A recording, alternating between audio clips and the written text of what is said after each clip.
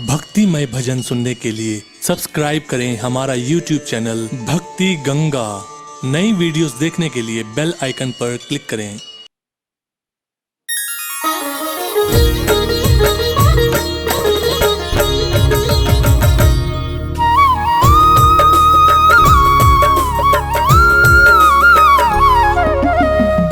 भक्तजनों, आप सभी को दीपावली पर्व की बहुत बहुत बधाई।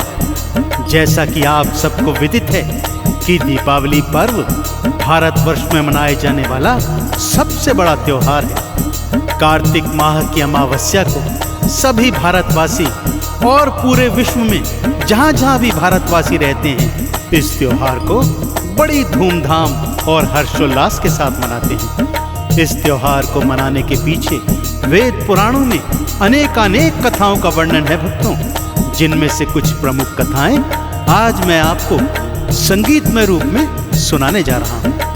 पहली कथा है भगवान श्री राम जी के अयोध्या लौटने से संबंधित। ये संगीतमय कथा आप सभी सुनिए और प्रभु श्री राम जी का आशीर्वाद प्राप्त कीजिए। बोलिए भगवान श्री रामचंद्र जी महाराज की।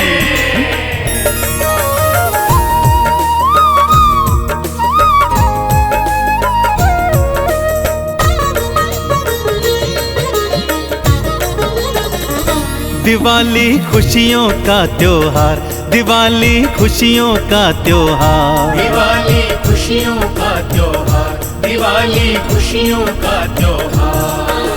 हर्ष उमंग उल्लास की भक्तों, हर्ष उमंग उल्लास की भक्तों, छा जाती है बहार, छा जाती है बहार। दिवाली खुशियों का त्योहार, दिवाली खुशियों का त्योहार, दिवाली खुशियों का त्योहार, दिवाली खुशियों का त्योहार।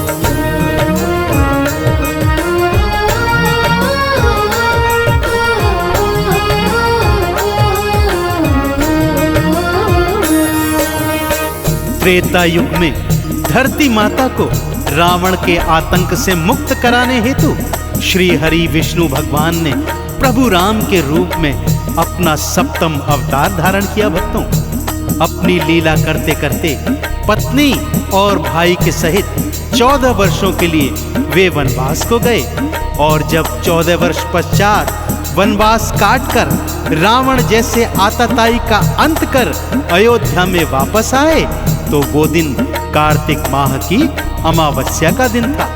परंतु अयोध्या वासियों ने उस काली अमावस रात को इतने दीपक जलाए कि उसका प्रकाश पूनम की रात की रोशनी को भी फीका करने लगा। तभी से भक्तों, दीपावली पर्व पूरे भारतवर्ष में बड़ी धूमधाम से कार्तिक माह की अमावस्या को मनाया जाता है। तो एक बार फिर बोलिए, बोलिए प्रभु श्री रामचंद्र जी महाराज की।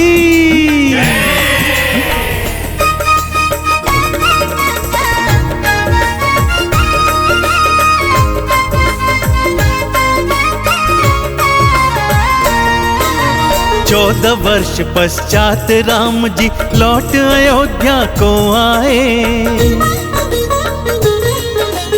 अयोध्यावासी झूमे गाए, घी के दीपक जलवाए।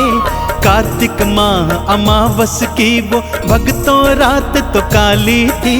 घर घर दीप जले थे भक्तों, मन रही खूब दिवाली थी। चारों दिशाओं में होती है, चारों दिशाओं में होती है राम की जय जयकार, राम की जय जयकार। दिवाली खुशियों का त्योहार, दिवाली खुशियों का त्योहार, दिवाली खुशियों का त्योहार, दिवाली खुशियों का त्योहार।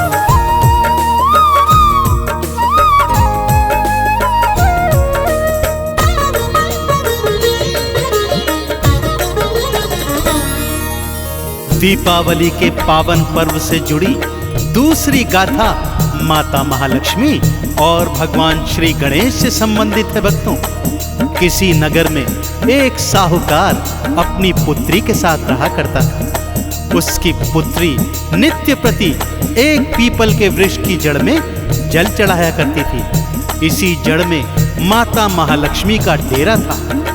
माता महालक्ष्मी उस कन्या की अनन्य भक्ति से इतनी प्रसन्न हो गई कि उसको दर्शन दे दिए और उससे अपनी सखी बनने का अनुरोध किया। कन्या ने कहा वो अपने पिता से पूछकर बताएगी, और जब पिता की स्वीकृति मिली तो वो माता महालक्ष्मी की सखी बन गई। अब आगे क्या हुआ, आइए सुनाता हूं।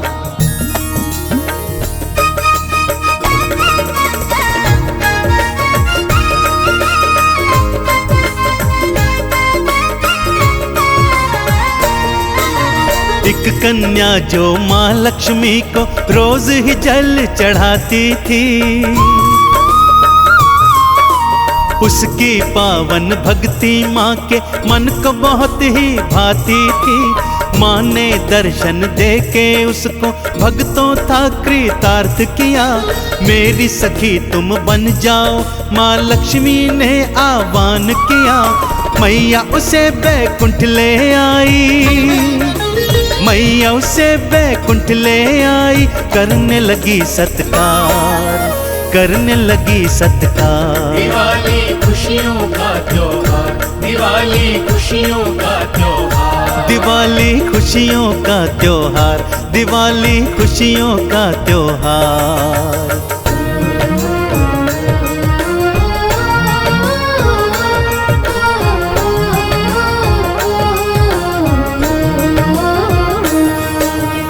माँ उस कन्या को अपनी सखी बनाकर अपने वैकुंठ लोक में अपने घर ले आई। वैकुंठ लोक की शोभा देखकर उस कन्या के नेत्र चौंधिया गए भक्तों। स्वर्ण के महल, स्वर्ण के बैठने के आसन, गहने वस्त्र आभूषण, खाने में 56 भोग। माँ ने अपनी सखी का खूब मन से सत्कार किया। कुछ दिन माता महालक्ष्मी के यहाँ रहने के बाद वो कन्या जब अपने घर जाने लगी तो माता ने विदा करते करते उसे ढेरों उपहार दिए। जाते जाते माता महालक्ष्मी ने उस कन्या से पूछा कि हे सखी, मैंने तो तुम्हें अपने घर बुला लिया, अब तुम मुझे अपने घर कब बुलाओगी? ग्लानि से भरी वो बेचारी कन्या उस समय कुछ न कह पाई। बोली, सखी पिता से पूछकर तुम्हें निमंत्रण दूंगी। यह कहकर वो कन्या दुखी मन से अपने घर आ गई।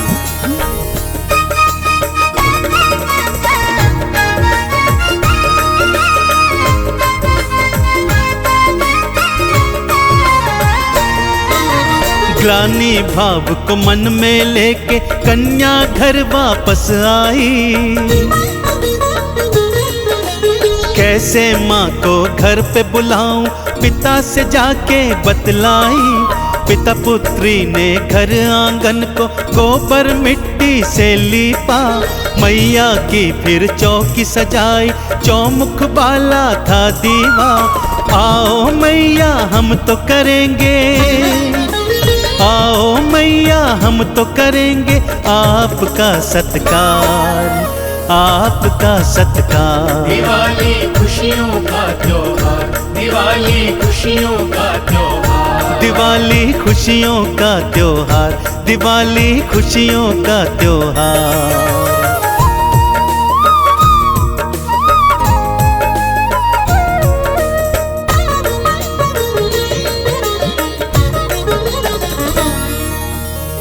घर आंगन तो सज गया था भक्तों, पर अब प्रश्न था कि माँ को खिलाने हेतु 56 भोग कहाँ से आएंगे। वो सेठ तो था, परंतु इतना भी धनवान नहीं था कि माँ के स्वागत हेतु 56 भोग का प्रबंध कर सके। परंतु माँ तो दाती दयावान है।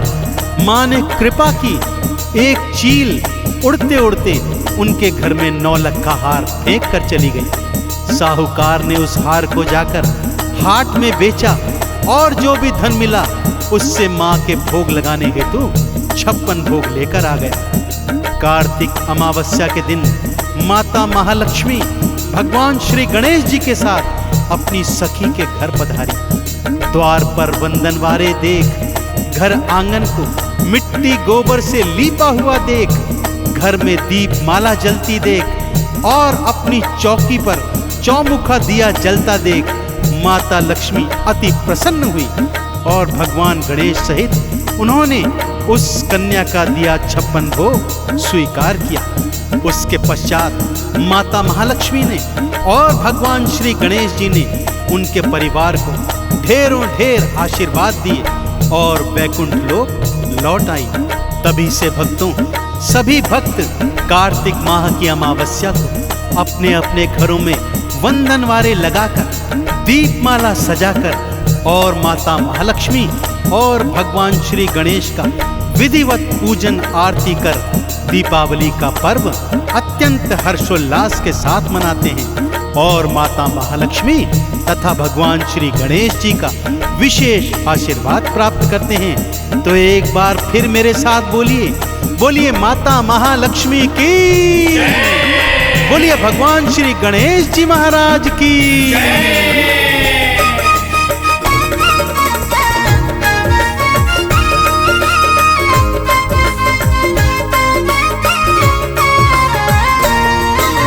द्वार पे वंदन वारे लाओ, घर घर दीप जलाओ जी। माँ लक्ष्मी और श्री गणेश की चौकी खूब सजाओ जी। अक्षत और नैवेद्य चढ़ाओ, चंदन तिलक लगाओ जी। माँ लक्ष्मी और श्री गणेश की पावन कृपा पाओ जी।